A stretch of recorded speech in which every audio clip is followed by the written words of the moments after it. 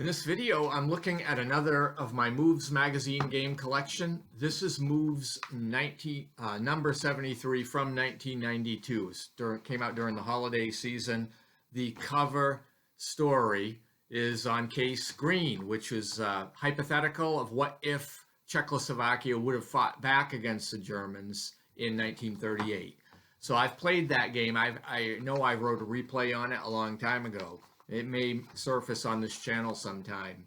But the first article is an analysis of and replay of Case Green by David Nicholas. And you have an article going through what the game's covering, some of the tactics that you want to use, and there's a subheading, advice to players, some criticisms, and there's a detailed example of play with a full color picture. So that was a good article, I remember it.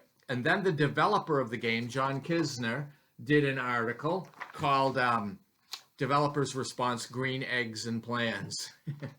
And so he talked about some of the things that they were trying to put into this game and to cover with some analysis. And then we have a replay of Case Green by Nick Brooks. And it's basically a narrative overview. It's not a strong structure turn by turn. It's kind of an overview of how the game went. So a lot of coverage on Case Green, which is S&T number 152, I believe. There's an article on Sands of War called It's More Real Than You Think, and this is an article about the Sands of War game. I forgot who actually produced it. I think it was GDW, but it's basically on Near East modern battles. So I don't have that game, but there's quite good coverage of it here. There's an article called Having Fun with I Am Spartacus. This is from Command number 15, and the Blenneman brothers are playing a replay. It's very fun because, of the interaction between them, and John Kranz provides, courtside commentary. So it's a fun article, and yes, it has the Kirk Douglas Spartacus counter in there, and you can see how the game went by this picture. A fun time was had by all. Then there is an analysis of the Russo-Turkish War, which was in S&T number 154. Joe Miranda writes this analysis and player guidelines, and this is part of the Imperial Wars series, which started with Franco-Prussian War and then continued here.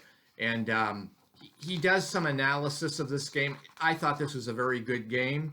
And then toward the end, he has a rules summary, which is, a little bit easier to read and guide you through, as well as optional rules for Russo-Turkish War. And I mean, we're talking about a lot. Miranda did this a lot. You have 1, 2, 3 pages of optional rules if you want. Now, one thing I could say is that issue 167 of Strategy and Tactics put out a game called Austro-Prussian War, which is also Imperial Wars series. And the rules were back fit for the first 2 games to kind of clean them up. So you can use those rules plus the game-specific rules to have a cleaner play of Franco-Prussian War and Russo-Turkish War. So that was in issue 167. There's scenarios and variants, so this gives something for the Great Patriotic War from GDW. I don't have that game.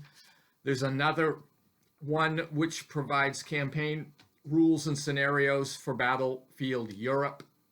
Another GDW game, which I do not have, but there's a lot of material here.